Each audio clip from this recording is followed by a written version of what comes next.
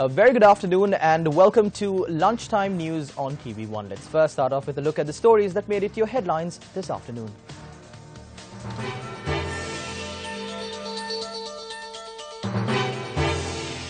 Owner of BMW found in Colombo Lake in Thalawathagoda, Fazil Mohammed, remanded. 75% of water distributed in the Nuwara Eliya city limits contaminated. 30 hospitalized following gas leak at factory in Ekala. Will the no confidence motion against the Prime Minister be brought to Parliament?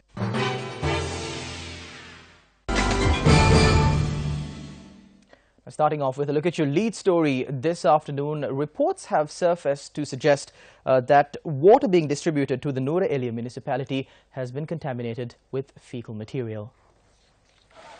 Water to the Nuwara Eliya municipality is supplied from 8 water sources located within the Piduru Talagala Forest Reserve. The water from these sources is collected into tanks and distributed after adding chlorides. However, over the recent day reports surfaced claiming the water has been contaminated with a fecal material. The Nuwara Eliya Regional Health Services Office had tested water samples and the results have shown the presence of E. coli, a type of fecal coliform bacteria. However, the health officials note there is no possibility of fecal material contaminating the water in the original source. Further reports note certain business establishments have no proper waste disposal system and they release fecal material directly to the water canals. Health officials claim the underground water pipe system is at a dilapidated state and therefore fecal material contaminate the water. Last evening, the police and the health service office toured several areas in Nuwara Eliya and uncovered certain businesses were disposing waste directly to the water canals. Police thereafter intervened to summon the Nuwara Eliya Urban Commissioner and the Public Health Inspector for lengthy discussion on solving the matter.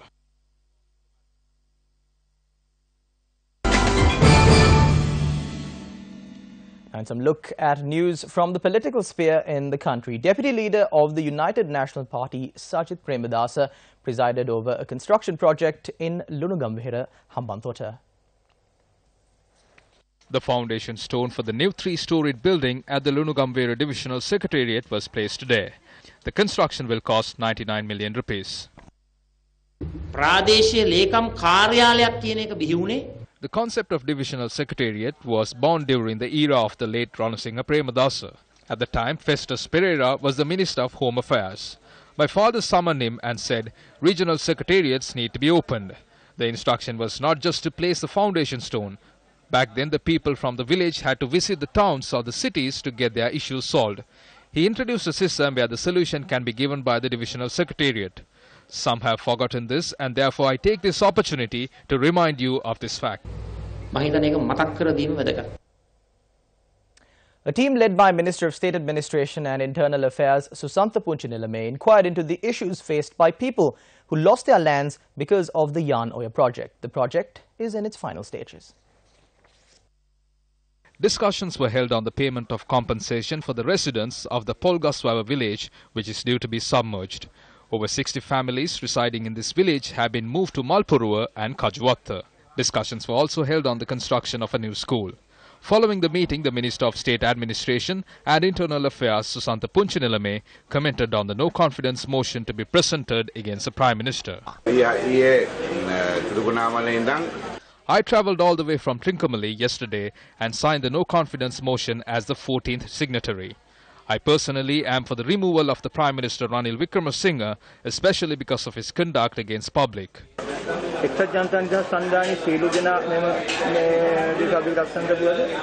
All I am saying is that I can fearlessly say that I am the 18th person from the governing faction of the Sri Lanka Freedom Party and the United People's Freedom Alliance to sign this.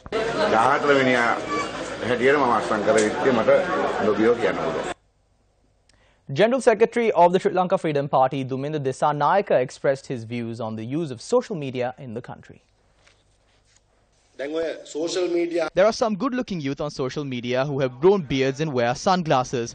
Now, when I say these things, I will face a backlash. I don't mind it. I like it. I'd like to answer them willingly. Because if we are to flow with the current of this country, we will never be able to change the country. Some of these good-looking youth wear sunglasses, speak about national unity, about the spread of hate in the nation. Instead of this, when there is a poor child in the village, let's come together and buy that child a milk packet. Let's send that child to school. Let's use social media as means to find sponsors for these children.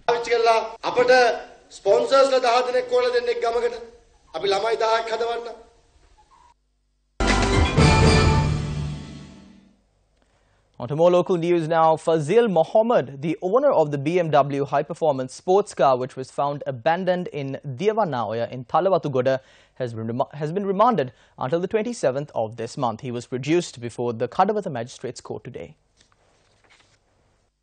Fazil Mohammed, a resident of Madivela, handed himself over to the Thalangama police through his lawyer yesterday. The high-performance vehicle is currently in the custody of the Thalangama police. The police media spokesperson's office said the vehicle was driven by Fazil Mohammed at the time of the accident. They added that this was confirmed by the CCTV camera footage and recorded statements. A water sprout, commonly known as a sea tornado, was reported in the seas of Dodandua in Gaul. According to the area residents, the water spout was seen at about 5:45 p.m. yesterday and lasted 15 minutes. They witnessed a large mass of water rising up into the sky, an event they had not witnessed in the area before. Strong winds were also experienced at the time. About 15 houses were damaged in Ballapitiya and Mangalasiripura owing to strong winds in Horana. According to residents, heavy rains and strong winds swept across the area at 6 p.m. yesterday evening. The residents moved to alternate shelters at this time. Flow of traffic along the Horana-Panadura main road was disrupted after a tree had fallen across the road in Malwathagoda.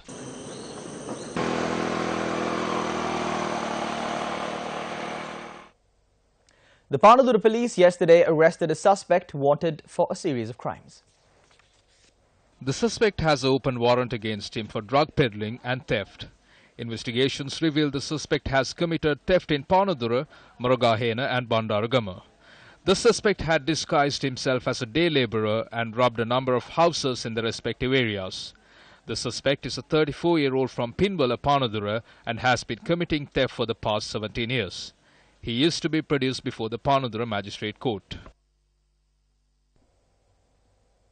More local news. 30 more people were hospitalized in the morning due to a gas leak at a factory in Ekala in Jayala. The director of the Gampa Hospital, Mudit Karunatilaka, said they are currently receiving treatment and that none were in critical condition. Meanwhile, around 42 other factory workers of the same factory were admitted to the Ragam Hospital yesterday due to the gas leak. Newsfirst parliamentary correspondent said that matters including the Judicature Amendment Act are due to be discussed in Parliament, which will convene at 1 p.m. today. According to our parliamentary correspondent, there are two factors that are drawing much attention. The first is the no-confidence motion against the Prime Minister. Since this is a parliamentary week, signatures can be collected for the no-confidence motion. The second matter is the report of the Presidential Commission of Inquiry into serious acts of fraud and corruption and abuse of power. A parliamentary correspondent said although this report was taken up for debate in Parliament, the TNA alleged that this cannot be taken up as the report was not available in Tamil. However, time has been allocated during the party leaders' meeting to discuss this at a meeting this Friday. It has been reported that the Tamil translation of the report still has not been presented to Parliament. The strike launched by the university non-academic staff continues for the 21st consecutive day today.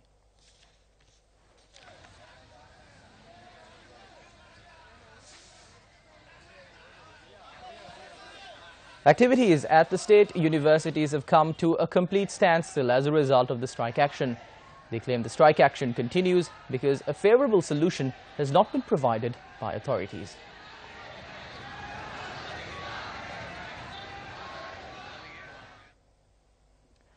Today is World Happiness Day, and a few days ago the World Happiest Report was released by the Sustainable Development Solutions Network for the United Nations. Sri Lanka was ranked in 120th place last year and has moved 4 places and now is ranked 116th this year. It must be noted that a security guard for a bakery in a small town south of Colombo, W.V. Sugathapala, was once honoured as the happiest man in the world. This is the footage of Sri Lanka's happiest man with a message to stay happy.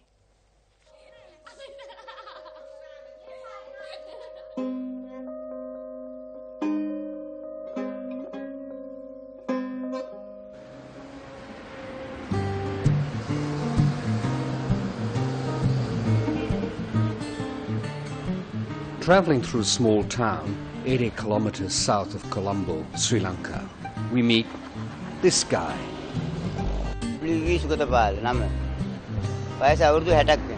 Waking before dawn and often working late into the night just so he can feed his wife and 3 children, there is little about Sugathapala's life you might envy. Except, of course, for the way he chooses to live it. විතරම සිනාවෙම තමයි ඉතින් මගේ කාලේ ගත කරන්නේ මම. මගේ ඇඟට exercise එකක් ව්‍යායාමයක් වෙන සිද්ධ වෙනවා මට. අංගේ ලේ පිළිසින එන අයක සන්තෝෂ කරලා සතුටු කරලා මට සතුටු වෙන්න පුළුවන්. ඒක තමයි ලෝකේ මගේ තියෙන සතුට. But this wasn't always the case. In fact, about 10 years ago, Sugathapala was made redundant from a more prestigious and high-paying job, leaving him destitute and with nowhere to go, and no way of feeding his family. Until a chance encounter saw him take on the role of security guard for a local bakery.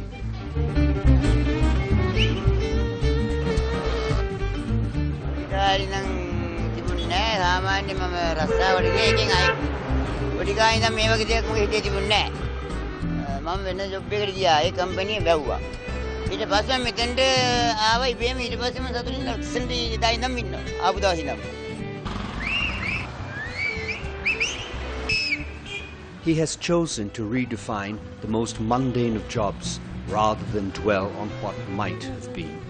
Sugathapala now spends his days sharing what happiness he can with anyone or anything that passes him by, including us, and now you.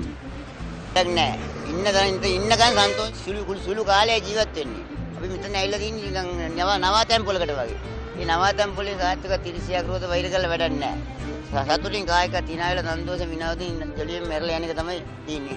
යන එක තමයි ලෝකෙටම කියන්න පුළුවන්. එච්ච තමයි ගන්න ඕනේ මොකද.